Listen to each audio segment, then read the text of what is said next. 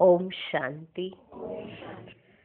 4 जनवरी 2015 अव्यक्त महावाक्य अव्यक्त बाप दादा रिवाइज कोर्स की मुरली 16 जनवरी 1979।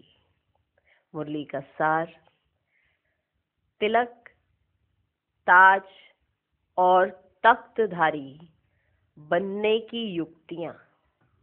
बाप दादा सर्व बच्चों के वर्तमान और भविष्य दोनों के अंतर को देख रहे थे।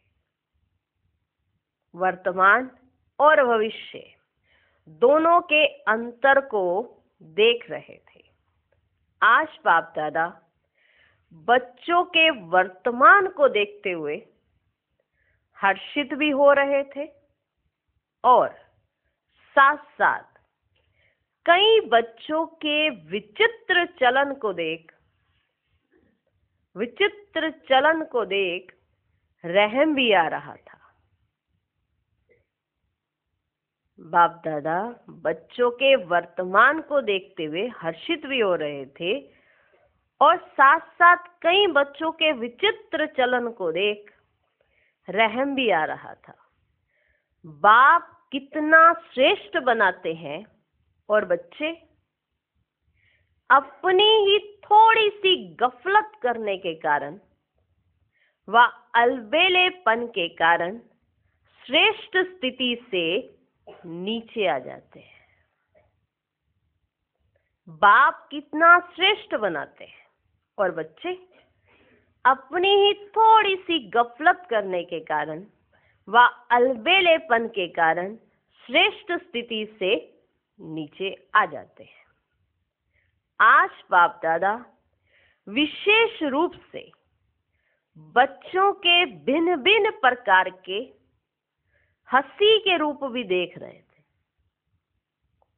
विशेष रूप से बच्चों के भिन्न भिन्न प्रकार के हंसी के रूप भी देख रहे थे। ब्राह्मण जन्म होते ही बाप दादा संगम योगी विश्व सेवा की जिम्मेदारी का ताजधारी बना था। जैसे ही ब्राह्मण जन्म हुआ तो बाप दादा ने संगम योगी विश्व सेवा की जिम्मेदारी का ताजधारी बनाया। लेकिन आज रमणीक खेल देखा। कोई कोई तो ताज और तिलकधारी भी थे, लेकिन कोई कोई एक रमणीक खेल देखा बाबा ने। कोई कोई तो ताज और तिलकधारी भी थे, लेकिन कोई कोई ताजधारी के बदले किए हुए पिछले व अब के भी छोटे सो बड़े पाप व चलते चलते की हुई अवज्ञाओं की गठरी सिर पर थी।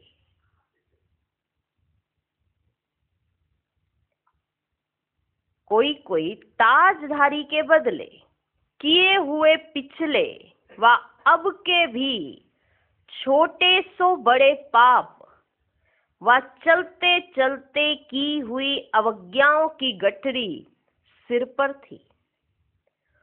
कोई ताजधारी तो कोई सिर पर गठरी लिए हुए थे।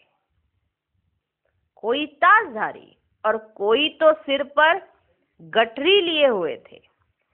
उसमें भी नंबरवार छोटी बड़ी गठरी थी और कोई के सिर पर डबल लाइट के बजाय अपने ब्राह्मण जीवन के सदा ट्रस्टी स्वरूप के बजाय गृहस्थीपन के भिन्न भिन्न प्रकार के बोझ की टोकरी भी सिर पर थी।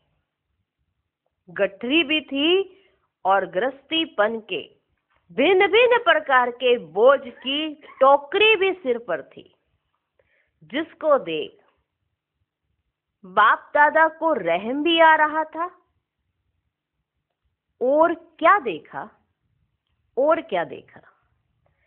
कई बच्चे अनेक प्रकार के सहज साधन बाप द्वारा प्राप्त होते हुए भी निरंतर बुद्धि का कनेक्शन जुटा हुआ ना होने के कारण, सहज को मुश्किल बनाने के कारण अनेक प्रकार के मुश्किल साधन अपनाने में थके हुए रूप में दिखाई दे रहे थे। है सहज साधन लेकिन अपनाया नहीं, तो मुश्किल साधन अपनाने में थके हुए रूप में दिखाई दे रहे थे। सहज मार्ग के बजाय पुरुषार्थ के साधन, हट के प्रमाण यूज कर रहे थे। कहाँ डबल ताज, कहाँ गठरी, कहाँ टोकरी, किए हुए विकर्मों की छोटी बड़ी गठरी, और कहाँ गृहस्थीपन की टोकरी, और कहाँ डबल ताजधारी। तो ये सब बाबा ने देखा कि कैसे सहज मार्ग को मुश्किल मार्ग बना रहे हैं। सहज मार्ग के बजाय पुरुषार्थ के साधन, हट के प्रमाण यूज कर रहे थे। और क्या देखा? और क्या देखा?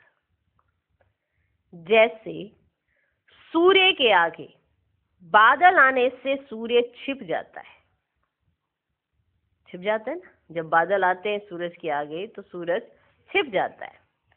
ऐसे बार बार माया के बादलों के कारण कई बच्चे ज्ञान सूर्य से किनारे हो सूर्य को पाने के लिए प्रयत्न करते रहते। पहले खुद ही किनारे किया, पहले अपने अंदर के द्वंद्वों ने खुद ही किनारे कर दिया, माना माया ने किनारे कर दिया, और फिर सूर्य को ही पाने के लिए प्रयत्न करते रहते।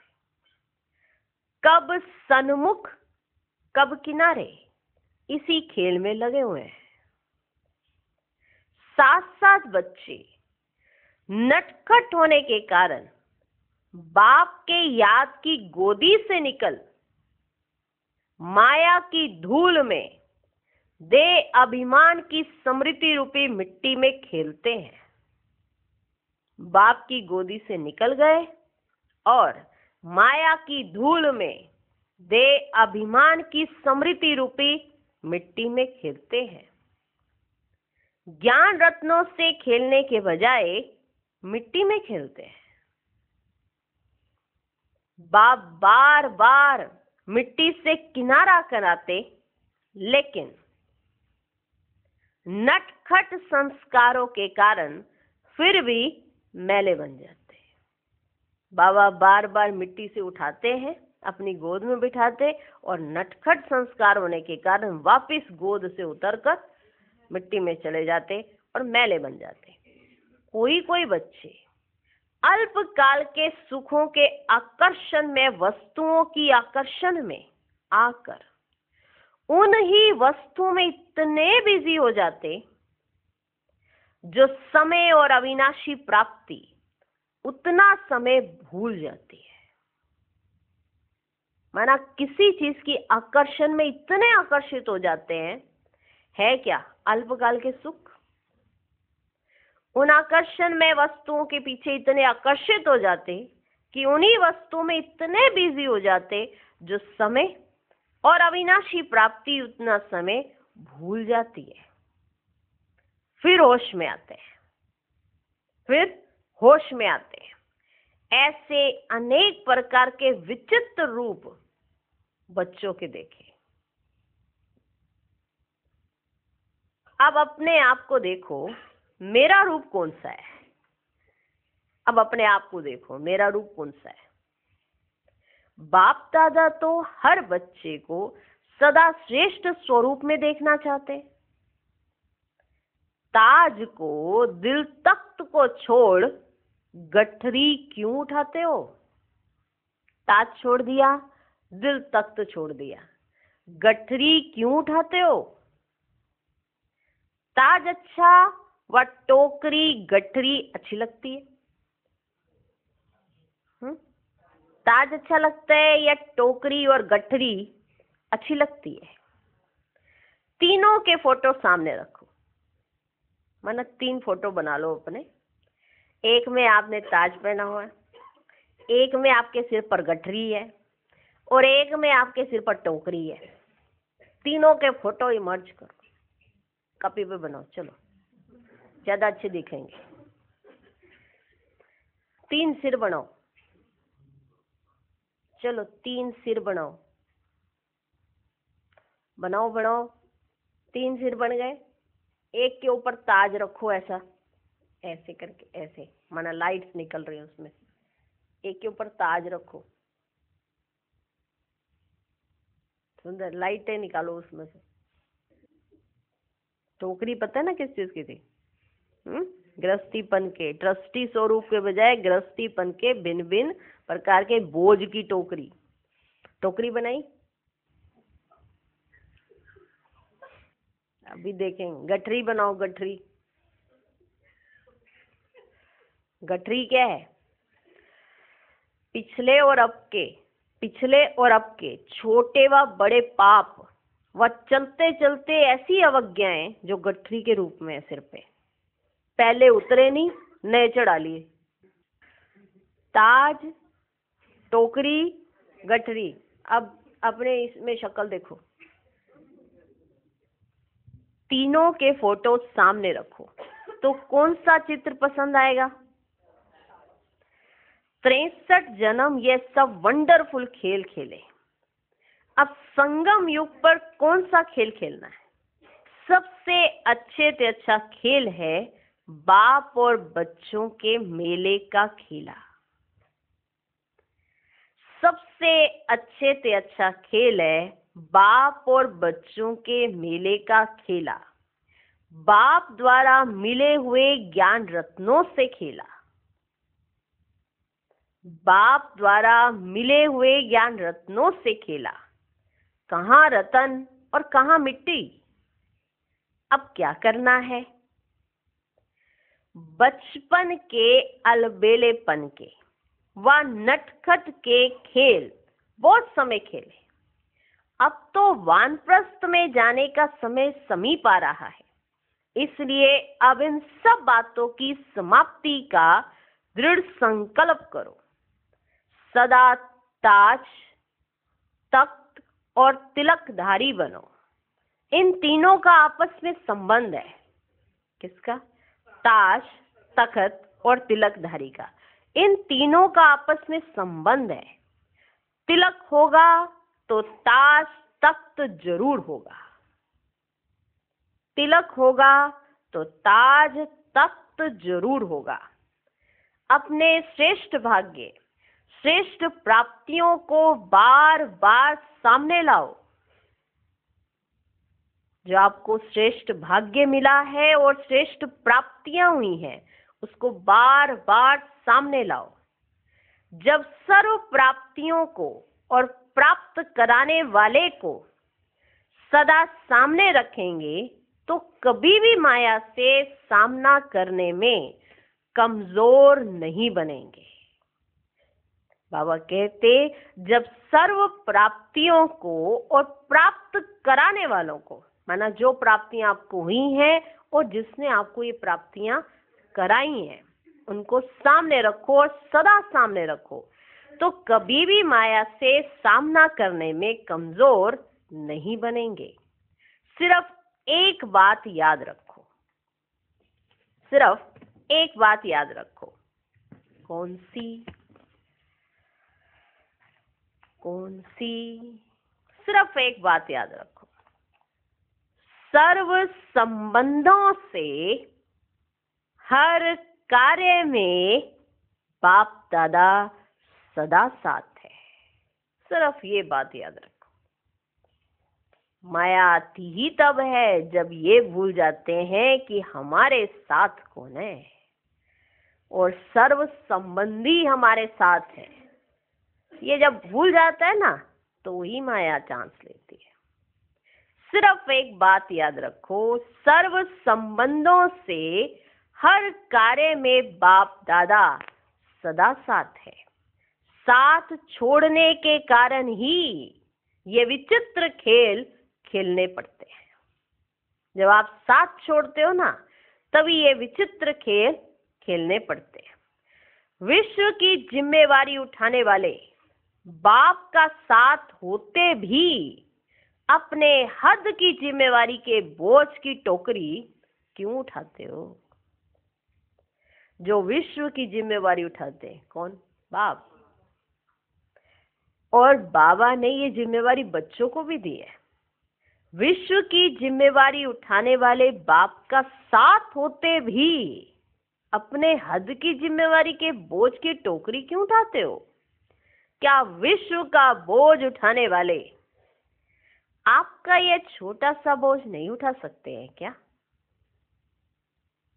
जो विश्व का बोझ उठाए हुए है, तो क्या आपका ये छोटा सा बोझ नहीं उठा सकते हैं क्या? फिर भी पुराने संस्कार के वश बार बार बोझ भी उठाते और फिर थक कर चिल्लाते भी हैं कि अब हमको छुड़ाओ। बोझ भी उठाते हैं बच्चे और फिर तब थक जाते हैं तो फिर चिल्लाना भी शुरू कर देते हैं कि अब हमको छुड़ाओ। एक तरफ पकड़ते हैं खुद ही पकड़ा ना, दूसरे तरफ पुकारते हैं छोड़ो तो छूटे। ये एक सेकंड की हिम्मत अनेक जन्मों के लिए अनेक प्रकार के बोझ से छुड़ा देगी। एक सेकंड की हिम्मत, छोड़ो तो छूटो ना। खुद ही पकड़ के बैठे हो डाली को और खुद ही कह रहे हो कि कोई मुझे छुड़ाए। आपने ही माया को पकड़ा, आप ही उसको पकड़ के बैठे, आप ही उसके साथ डील कर रहे हो और फिर कहो कि कोई मुझे माया से छुड़ा दे। एक तरफ पकड़ते हैं, दूसरी तरफ पुकारते हैं छोड़ो तो छूटे। ये एक सेकंड की हिम्मत अनेक जन्मों के लिए अनेक प्रकार के बोझ से छुड़ा देगी। पहला पहला वायदा बाप से क्या किया याद है? याद है पहला पहला वायदा आपने बाप से क्या किया था? याद है? याद है पहला पहला वायदा आपने बाप से क्या किया था? याद है? मेरा तो एक, दूसरा ना कोई। किया था, याद है? मेरा तो एक, दूसरा ना कोई। जब मेरापन ही समाप्त हो गया, एक मेरा रह गया, तो फिर हद की जिम्मेवारियों का मेरापन कहां से आया? जब आपका मेरापन ही समाप्त हो गया, आपका एक ही मेरा रह गया, तो फिर हद की जिम्मेवारियों का मेरापन कहां से आया? देह का मेरापन कहां से आया? कमजोरियों के संस्कारों का मेरापन कहां से आया? जब आप एक तरफ कह रहे हो कि मेरा तो एक शिव बाबा, दूसरा न कोई, फिर ये सारे के सारे मेरे कहां से आ गए? कमजोरियों के संस्कारों का मेरापन कहां से आया? स्वयं को ज्ञानी तू आत्मा कहलाते हो। क्या कहलाते हो? ज्ञानी तू आत्मा। ज्ञान स्वरूप अर्थात कहना, सोचना और करना समान हो। कहना, सोचना और करना समान हो, सदा समर्थ हो। ज्ञानी तू आत्मा का हर कर्म समर्थ बाप समान, संस्कार, गुण और कर्तव्य समर्थ बाप के समान हो। भूल गए क्या? ज्ञानी तू आत्मा का हर कर्म समर्थ बाप समान, संस्कार, गुण और कर्तव्य समर्थ बाप के समान हो। तो समर्थ स्टेज पर स्थित होने वाले यह व्यर्थ के विचित्र खेल नहीं खेल सकते। जो समर्थ स्टेज पर स्थित हैं वो ये व्यर्थ के जो विचित्र खेल खेल रहे हैं वो ये काम नहीं कर सकते। जो समर्थ स्टेज पर स्थित हैं सदा मिलन के खेल में बिजी रहते, बाप से मिलन मनाना और औरों को बाप समान बनाना, वो इसी खेल में बिजी रहते हैं। कौन से खेल में? बाप से मिलन मनाना और औरों को अब बाप समान बनाना। तो इस वर्ष क्या करेंगे? ये अभी का तो एक्स्ट्रा टाइम मिला है। किस लिए? तो सभी ने कहा स्वयं के प्रति मिला है। तो बाबा ने कहा इस एक्स्ट्रा समय का भी रहस्य है। पीछे आने वाले उलाहना ना दें कि हमें बहुत थोड़ा समय मिला।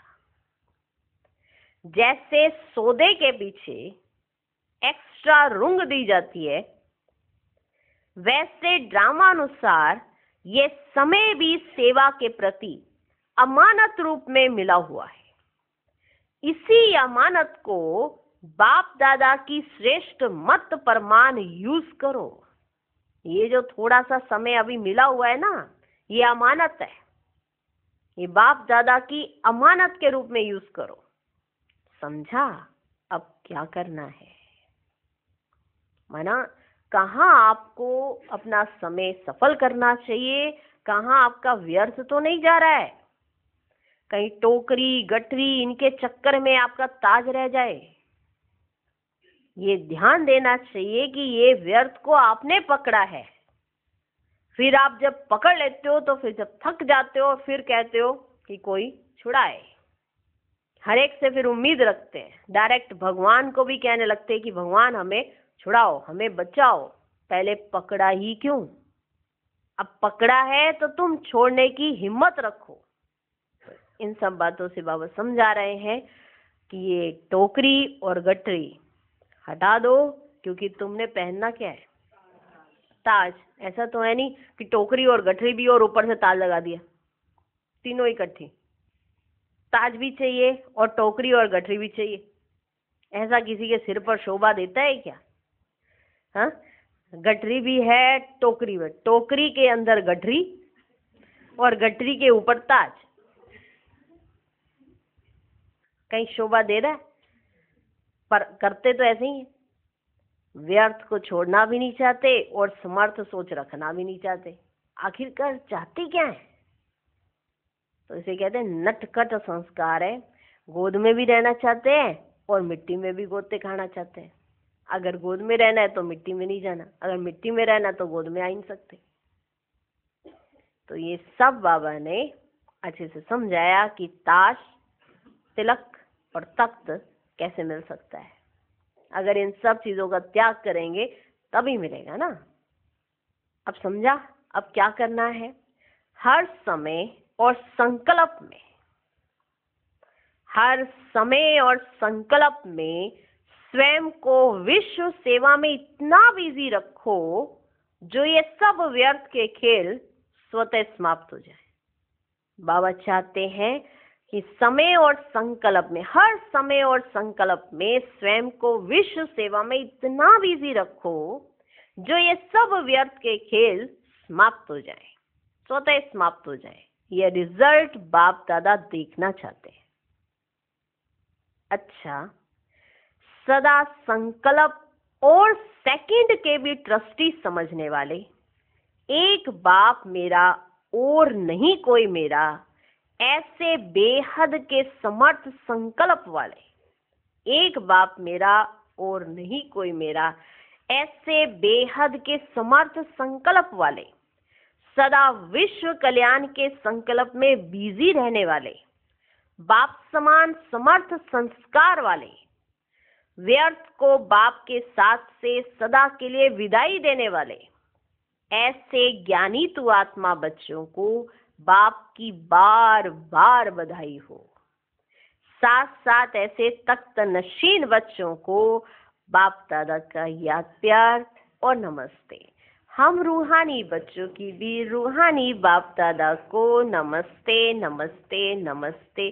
Good morning, good morning, good morning. Teachers का ऑक्यूपेशन है सदा संतुष्टता की खान होकर रहना और सर्व को संतुष्ट बनाना। सदा संतुष्टता की खान होकर रहना और सर्व को संतुष्ट बनाना, ये क्या है? टीचर्स का ऑक्यूपेशन। सदा संतुष्टता की खान होकर रहना और सर्व को संतुष्ट बनाना। टीचर्स तो हैं ही सदा संतुष्ट। टीचर्स अर्थात सर्व को संतुष्ट बनाने की सेवा पर उपस्थित। जितना स्वयं संपन्न होंगे उतना औरों को भी बना सकेंगे। टीचर्स की विशेषता ही है हर बात में संतुष्ट। संतुष्ट भी तब रह सकेंगे जब सदा बाप के गुणों और कर्तव्य में समान बनेंगे। संतुष्ट भी तब रह सकेंगे जब सदा बाप के गुणों और कर्तव्य में समान बनेंगे। सदा ये चेक करो कि जो बाप का गुण वही मेरा है, जो बाप का कर्तव्य वही मेरा कर्तव्य है, जो बाप का गुण वही मेरा है, जो बाप का कर्तव्य वही मेरा कर्तव्य है। ऐसे चेक कर चलने वाले सदा संतुष्ट भी रहते हैं और सर्व को बनाते भी हैं। सदा स्वयं भी संतुष्ट रहते हैं और सर्व को भी बनाते हैं। टीचर्स अर्थात संतुष्टता की खान, सदा संपन्न, खान के समान अखुट हो, यही टीचर्स का ऑक्यूपेशन है। टीचर्स का ऑक्यूपेशन है सदा संतुष्टता की खान होकर रहना। अगर जो टीचर खुद संतुष्ट नहीं है वो दूसरों को संतुष्ट नहीं कर सकते। सदा संतुष्टता की खान होकर रहना और सर्व को संतुष्ट बनाना। एक पार्टियों से मुलाकात। पहला ग्रुप बाप दादा के पास आया। बाबा ने कहा, सर्व का आकर्षण बाप की तरफ आकर्षित कराने का साधन, चमकता हुआ दिव्य सितारा। आपका दिव्य सितारा सदा चमकता दिखाई दे तो सितारे की चमक सर्व को अपनी तरफ स्वतः ही आकर्षण करेगी। कोई भी लाइट की वस्तु चलती हुई आत्माओं को अपने तरफ आकर्षित जरूर करती है। यह तो अविनाशी सितारा है, तो चमकते हुए सितारों की तरफ सर्व की आकर्षण स्वतः होगी। सितारों की तरफ आकर्षित होना अर्थात बाप की तरफ आकर्षित होना। तो सदा अनुभव करते हो कि हमारा आत्मिक स्वरूप का सितारा चमक रहा है। आपको ये अनुभव होता है कि आपके आत्मिक स्वरूप का ये सितारा चमक रहा है, सदा चमकता है व कभी कभी चमकता है। कौन सा? आत्मिक स्वरूप का सितारा आपका सदा चमकता है या कभी कभी चमकता है? जब बाप द्वारा, नॉलेज द्वारा सितारा चमक गया तो अभी बुझ तो सकता नहीं, लेकिन चमक की परसेंटेज कम और ज्यादा हो सकती है। बाबा द्वारा और नॉलेज के द्वारा आपका सितारा चमक गया तो अभी बुझ तो नहीं सकता क्योंकि वो चमक गया है, लेकिन चमक की परसेंटेज कम और ज्यादा हो सकती है। उसका कारण क्या है? उसका कारण क्या है? अगर आपको विस्मृति होगी तो बुझ ही गया ना। माना कारण क्या है? जब बाप द्वारा, नॉलेज द्वारा सितारा चमक गया तो अभी बुझ तो सकता नहीं, लेकिन चमक की परसेंटेज कम और ज्यादा हो सकती है। उसका कारण क्या? अटेंशन की कमी। जैसे दीपक में अगर सदा घृत डालते रहें तो वह एक रस जलता रहेगा, सदा घृत डालते रहें तो वह एक रस जलता रहेगा। घृत कम हुआ तो हलचल करेगा। अगर घृत कम हो गया तो वही दीपक हलचल करेगा। ऐसे अटेंशन कम हो जाता है तो परसेंटेज की चमक भी कम हो जाती है। इसलिए बाप दादा की श्रेष्ठ मत है, रोज अमृत वेले सारे दिन के लिए अटेंशन रखो। रोज अमृत वेले सारे दिन के लिए अटेंशन रखो। रोज अमृत वेले अपनी दिनचर्या को सेट करो। अगर कोई भी प्रोग्राम सेट नहीं होता है तो उसकी रिजल्ट क्या निकलती है? अगर कोई प्रोग्राम सेट नहीं किया गया तो उसकी रिजल्ट क्या निकलती? सफल नहीं होता। तो यहां भी अगर रोज अपनी दिनचर्या सेट नहीं करेंगे तो सफलता मूर्त अनुभव नहीं कर सकेंगे। दिनचर्या सेट करो। अगर सेट नहीं की तो सफलता मूर्त अनुभव नहीं कर सकेंगे। अटेंशन रहता भी है लेकिन और अंडरलाइन करो। हम सब कहते हैं नहीं हमारा अटेंशन है, नहीं हमारा अटेंशन है, नहीं हमारे को पूरा ध्यान है। ध्यान तो है पर डबल ध्यान रखो ना, और अंडरलाइन करो। जहां अटेंशन होगा वहां किसी भी प्रकार का टेंशन नहीं हो सकता। जहां अटेंशन होगा वहां किसी भी प्रकार का टेंशन नहीं हो सकता। जैसे रात होगी तो दिन नहीं हो सकता। टेंशन है रात और अटेंशन है दिन। तो दिन और रात दोनों इकट्ठे नहीं रह सकते। अगर किसी भी प्रकार का टेंशन है तो इससे सिद्ध है अटेंशन नहीं है। अगर किसी भी प्रकार का टेंशन है तो इससे सिद्ध है अटेंशन नहीं है। साधारण अटेंशन और संपूर्ण अटेंशन में भी अंतर है। एक व्यक्ति दिया जलाकर वैसे ही बीच बीच में चक्कर लगा रहा है, एक पूरे अटेंशन से उस दिए की देखभाल कर रहा है। दोनों में अंतर तो है कि नहीं है? एक साधारण अटेंशन, चलो हम यहां से यहां आएंगे तो देख लेंगे, बोल दिया। एक ने पूरा अटेंशन रखा, अपना कार्य भी किया और पूरा अटेंशन उसके ऊपर किया। जैसे अव्यक्ति मास चल रहा है, हम सब का अटेंशन याद की तरफ है। एक योग कर लेंगे, सुबह भी कर लेंगे, शाम को भी कर लेंगे। एक अटेंशन देकर करेंगे ही और हम अपने पूरे दिन की दिनचर्या को सेट करेंगे। एक है ये अटेंशन देके कर। हम सब आत्माएं अपने हिसाब से अपने आप को अटेंटिव रखती हैं। मान लो कोई ऐसा प्रोग्राम किया जाता है, कोई भी भर्ती की जाती है, कुछ भी प्रोग्राम रखा गया, उस समय कैसे योग लग जाता है फिर, जो साधारण दिनों में नहीं लगता? अटेंशन। विशेष क्या हुआ? क्या कुछ आप कल रात को अच्छे से सो लिए थे या कल पूरा दिन सो लिए थे? किस चीज ने आपको वो चीजों की अनुभूतियां करा ली? अटेंशन।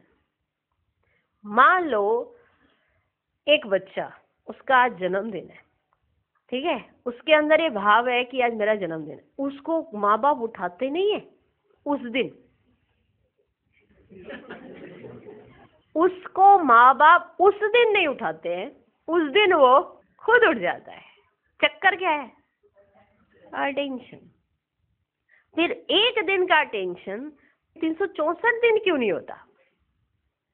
चक्कर 364 दिन अटेंशन की कमी है। एक दिन हम पूरा अटेंशन है। इसका मतलब योग अपने हाथ में है। हमारा योग लग रहा है या हमारा योग नहीं लग रहा है, हम बड़ी जल्दी डाल देते हैं अपने दिन पर, दिन के ऊपर डाल देते हैं कि आज बस नींद नहीं की ना, या आज हम ना रेस्ट नहीं हो पाया तो इसीलिए ना अच्छे से योग नहीं लग रहा। पर एक दिन कोई विशेष होता है, उस दिन आपकी पलकें भी नहीं झपकती। चक्कर क्या है? अटेंशन। संपूर्ण अटेंशन अर्थात जो बाप के गुण व शक्तियां हैं वे अपने में हो। एक हम अच्छे बन रहे हैं, हम पुरुषार्थ कर रहे हैं, एक हमें करना ही है क्योंकि हम हैं कौन। एक इस भाव से हर गुण और शक्तियों का यूज करना। एक हम अच्छे काम तो कर ही रहे हैं ना, और कितने करें? सारे हमसे ही एक्सपेक्ट करते हो कि अच्छे काम करने, खुद भी कर लो, तो वो साधारण है। संपूर्ण अटेंशन उनका नहीं है। संपूर्ण अटेंशन अर्थात जो बाप के गुण व शक्तियां हैं वे अपने में हो। बाप के बच्चे बने तो उसका प्रूफ भी तो चाहिए ना। बाप के बच्चे बने तो उसका प्रूफ भी तो चाहिए ना। कुछ हटके तो होने चाहिए। या साधारण में भी कोई रॉयल बच्चे होते हैं, उनके समान ही आप भी उतने हुए, तो उनमें और आप में क्या फर्क रहा? बाप के बच्चे बने हो तो उसका प्रूफ भी तो चाहिए ना। साधारण अटेंशन अर्थात हम हैं ही बाप के बच्चे, इसको कहते हैं साधारण अटेंशन। ये होता है साधारण अटेंशन कि हम हैं ही बाप के बच्चे। अगर इतने श्रेष्ठ बाप के बच्चे और श्रेष्ठता ना हो तो कौन मानेगा कि यह श्रेष्ठ बाप के बच्चे हैं?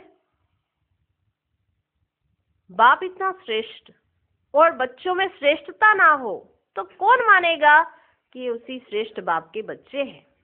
तो जो बाप में विशेषता वही बच्चों में दिखाई दे, इसको कहा जाता है तीव्र पुरुषार्थी। तीव्र पुरुषार्थी अर्थात सोचना और करना समान। सोचना और करना समान, प्लान और प्रैक्टिकल समान। प्लान तो बड़े अच्छे से बनाते हैं हम सब, और प्रैक्टिकल में कुछ नहीं करते। तो प्लान और प्रैक्टिकल समान। दूसरा ग्रुप बाप दादा से मुलाकात करने के लिए बाबा ने कहा, आपका स्वधर्म है याद और कर्तव्य है सेवा। आपका स्वधर्म है याद और कर्तव्य है सेवा। सभी सदा याद और सेवा इसी में तत्पर रहते हो। जो सदा याद और सेवा में लगे हुए हैं उन्हों से माया भी सदा के लिए नमस्कार करके किनारा कर लेती है। माया भी जानती है कि ये सदा बिजी रहने वाले हैं तो डिस्टर्ब नहीं करती, खाली रहने वालों को डिस्टर्ब करती है। तो सदा बिजी रहो, फिर माया आ नहीं सकती। याद से अपना भविष्य बनाते, सेवा से औरों का भी और अपना भी। तो याद ही आपका स्वधर्म है और सेवा करना ही आपका कर्तव्य है। तीसरा ग्रुप, चढ़ती कला की निशानी संपूर्ण मंजिल समीप दिखाई दे। आप चढ़ती कला की तरफ जा रहे हैं, उसकी निशानी क्या है? संपूर्ण मंजिल समीप दिखाई दे। सदा हर कदम में चढ़ती कला का अनुभव करते हो। कदम आगे बढ़ाया अर्थात चढ़ती कला हुई। हर कदम में चढ़ती कला होने से संपूर्ण स्टेज तक बहुत जल्दी पहुंच जाएंगे। चढ़ती कला वाले को सदा अपनी संपूर्ण स्टेज अर्थात मंजिल स्पष्ट दिखाई देगी। जितना जिस वस्तु के नजदीक जाते हैं उतना ही वह वस्तु स्पष्ट दिखाई देती है। स्पष्टता ही समीपता की निशानी है। स्पष्टता ही समीपता की निशानी है। माना आप वहां से चलकर आ रहे हो, जितनी दूरी होगी उतना धुंधला नजर आएगा ना। जितना नजदीक पहुंचते जाओगे तो वो चीज नजदीक नजर आएगी। तो ये स्पष्ट दिखाई देना ये समीपता की निशानी है। अभी समय है तीव्र पुरुषार्थ का। दौड़ लगाने का समय अब आ गया, अब हाई जंप लगाओ। समय कम है और मंजिल ऊंची है। हाई जंप देने के लिए डबल लाइट चाहिए। बिना डबल लाइट बने जंप नहीं दे सकते। चौथा ग्रुप, बाबा ने कहा, हर कर्म को श्रेष्ठ बनाने का साधन फॉलो फादर।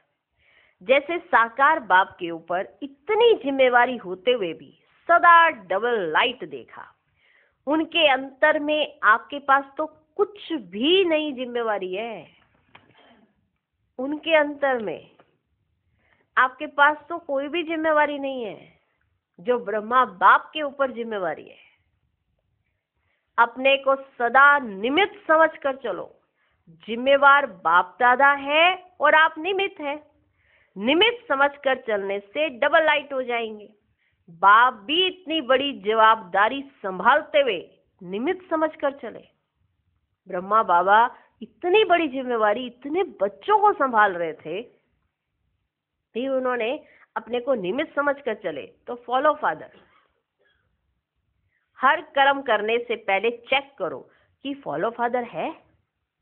जो कर्म आप कर रहे हो, क्या ये बाबा होते तो ये करते? जो कर्म आपने किया, कर्म करने से पहले चेक करो कि बाबा होते तो क्या करते। क्या ये फॉलो फादर है? इससे हर कर्म अति श्रेष्ठ होगा। जो आप कर्म करोगे वो अति श्रेष्ठ होगा। श्रेष्ठ कर्म की प्रारब्ध ऑटोमेटिकली श्रेष्ठ होगी। बाप को कॉपी करो तो भी बाप समान बन जाएंगे। कॉपी करना ही सीख लो तो भी आप बाप समान बन जाएंगे।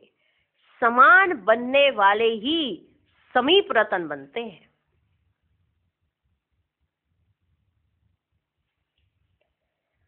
विदाई के समय बाप दादा छुट्टी ले रहे हैं बच्चों से, तो विदाई के समय बाबा ने कहा, कितनी 18 जनवरी आ गई, माना कितनी ही 18 जनवरी आ गई हैं।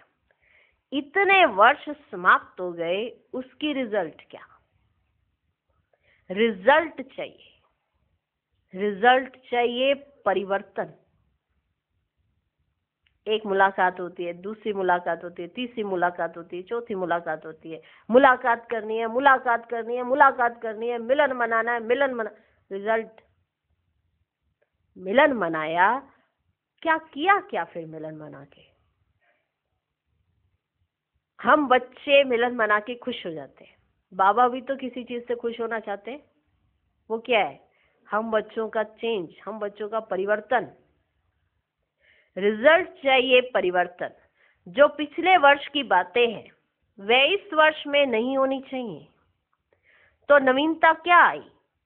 जैसे मधुबन में जो आते हैं उन्होंने पूछते हैं क्या छोड़ा क्या पाया। जैसे कोई नया आता है तो उनसे पूछा जाता है, अनुभव सुनते हैं ना एक दूसरे से, क्या छोड़ा आपने, क्या पाया आपने यहाँ के। तो इस वर्ष की रिजल्ट में भी देखो क्या क्या छोड़ा क्या पाया। न्यू ईयर मनाते हैं जब वर्ष नया हुआ। नया वर्ष अर्थात नवीनता भरा हुआ। इसकी आपस में रिजल्ट निकालना। टोटल मेजॉरिटी भी कहां तक अपने में परिवर्तन समझते हैं। इसलिए बाप दादा ने पहले भी कहा कि रिजल्ट लेने के लिए आएंगे, तो रिजल्ट क्या हुई? बाप दादा ने पहले भी कहा था कि बाबा रिजल्ट लेने आएंगे, तो बताओ रिजल्ट क्या हुई? सेवा वृद्धि को पा रही है। सेवाधारी आत्माएं स्वयं के पुरुषार्थ में क्या वृद्धि पा रही हैं? दोनों का बैलेंस जब समान होगा तब समाप्ति होगी। सेवा तो वृद्धि पा रही है, पर जो सेवाधारी आत्माएं हैं वे स्वयं के पुरुषार्थ में क्या वृद्धि पा रही हैं?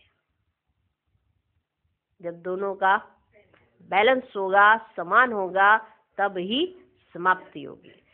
सभी सदा संगम युग के श्रेष्ठ भाग्य को सिमरन कर हर्षित रहते हो। संगम युग का भाग्य और कोई भी युग में पा नहीं सकते। संगम युग का एक एक सेकंड अति भाग्यशाली है। एक सेकंड कई जन्मों का भाग्य बनाने के निमित्त बनता है। तो ऐसे श्रेष्ठ भाग्य को सदा याद रखते, अंदर में भाग्य को देख करके सदा खुशी में नाचते रहो। वाह मेरा भाग्य, वाह मेरा भाग्य। ऐसे अंदर की खुशी बाहर दिखाई देती है, जो दूसरे भी देखने वाले अनुभव करें कि इन्हों को कुछ मिला है, कुछ इन्होंने तो पाया है। ऐसे सदा खुश रहो। सदा अटेंशन रखो तो माया खुशी का खजाना छीन नहीं सकती। अगर आप सदा अटेंशन रखें तो, इसलिए बाबा ने कहा था अटेंशन प्लीज।